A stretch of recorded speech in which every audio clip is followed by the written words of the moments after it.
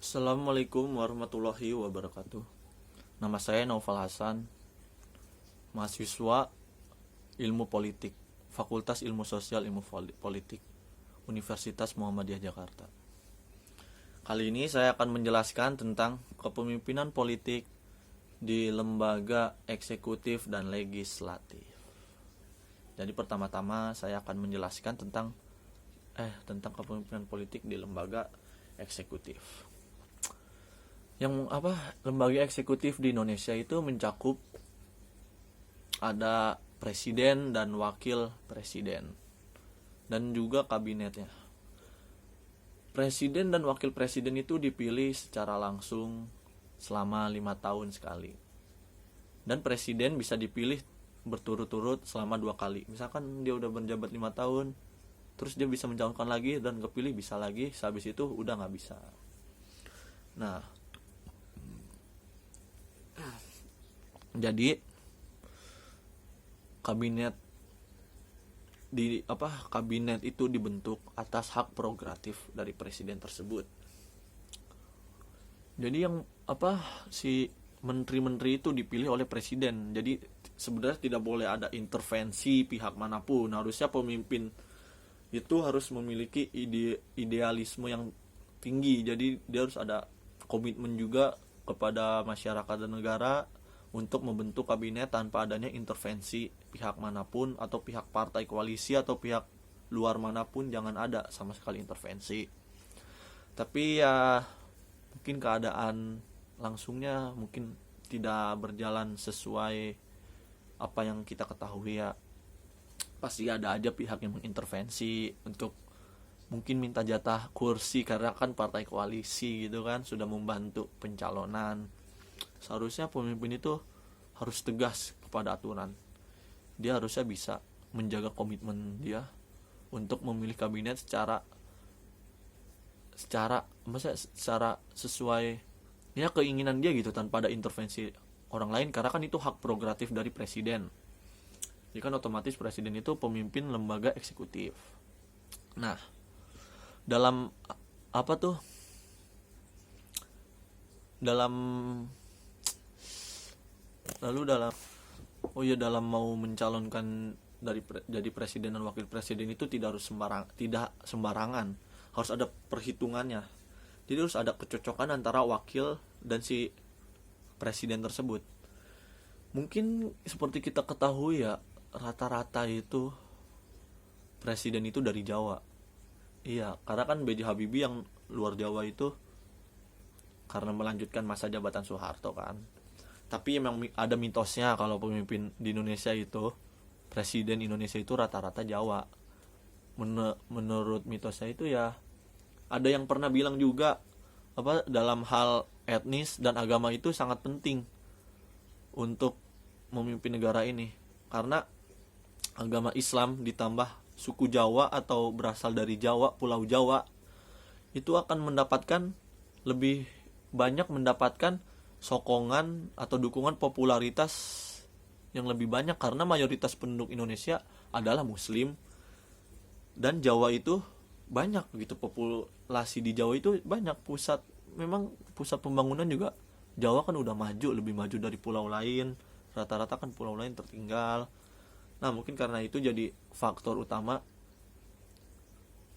presiden itu maksudnya lebih menguntungkan yang calon presiden yang dari Jawa dan beragama Islam.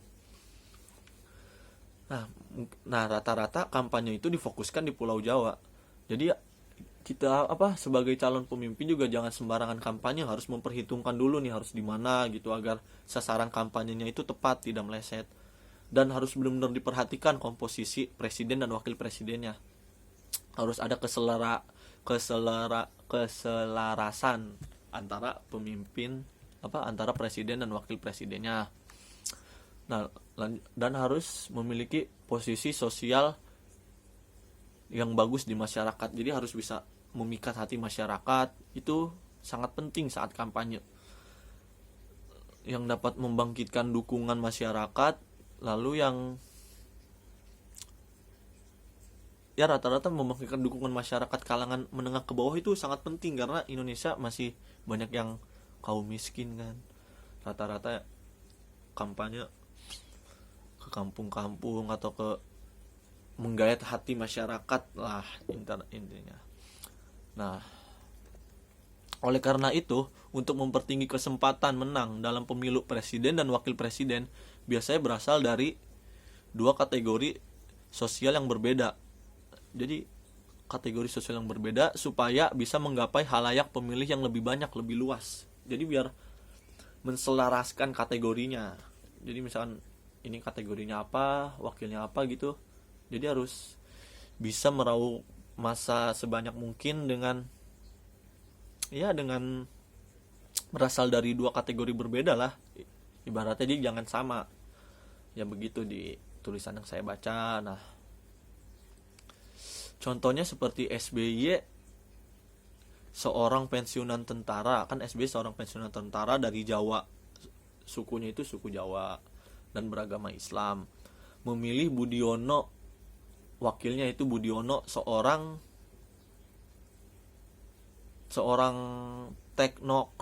teknokrat Muslim Jawa, ditunjuk sebagai wakil presiden di masa kampanye tahun 2009. Kepercayaan rakyat kepada pasangan ini meningkat karena Budiono, karena kan dia teknokrat Muslim Jawa. Dan juga Budiono itu pakar ekonomi. Jadi sangat memikat hati masyarakat lah, meningkatkan dukungan meski Indonesia mengalami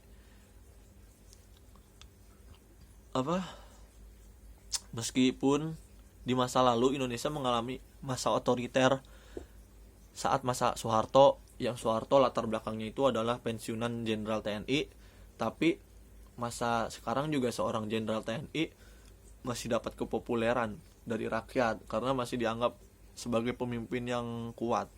Contohnya seperti saat pemilu kemarin tuh, walaupun banyak kontroversi, tapi kan kita tahu itu pertarungan antara Jokowi dan Prabowo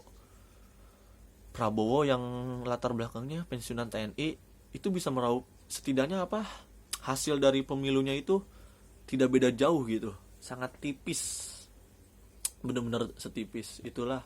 Walaupun Jokowi yang menang, tapi kan ya kita terima aja lah keputusan Mahkamah Konstitusi itu. Nah, kan tadi Prabowo itu seorang pensiunan TNI, nah sedangkan Jokowi itu seorang Muslim, kan Prabowo juga Muslim, seorang keturunan Jawa juga Jokowi, nah, dan mantan pengusaha. Maksudnya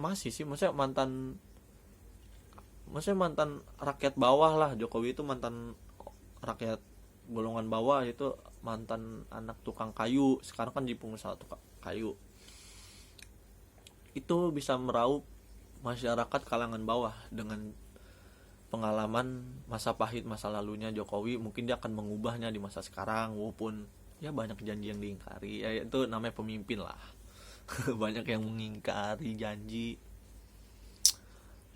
Nah, lalu di pemilu 2014 itu Jokowi memilih wakilnya yang sudah berpengalaman, yaitu Yusuf Kala, yang mempunyai sejarah panjang dalam politik Indonesia. Maksudnya udah berpengalaman di politik Indonesia itu, terutama di Partai Golkar dan mempunyai popularitas nasional, mempunyai popularitas di pulau asalnya, yaitu dari Sulawesi ya. Jadi bisa menggait mayoritas masyarakat Sulawesi itu. Jokowi makanya memilih JK. Jadi sangat penting memilih wakil itu. Memilih presiden juga sangat penting, maksudnya memilih kategori latar belakangnya, lalu dari mana asalnya, itu sangat penting. Itu sangat penting sekali untuk meraup massa. Nah, lalu kepemimpinan dalam lembaga legislatif Indonesia. Di lembaga legislatif Indonesia itu mencakup Majelis Permusyawaratan Rakyat MPR, Dewan Perwakilan Rakyat DPR, dan juga Dewan Perwakilan Rakyat Daerah DPRD. Nah, MPR itu berwenang menyusun atau mengubah undang-undang dasar dan melantik atau memberhentikan presiden.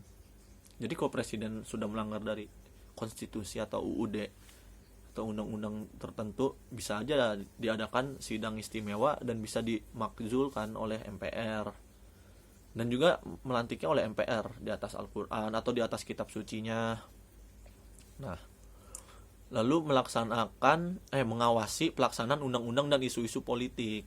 Nah, lalu anggota DPR dipilih untuk masa kerja 5 tahun, sama seperti presiden juga dipilih secara langsung secara pemilu. Sekarang kan sudah pemilu serentak.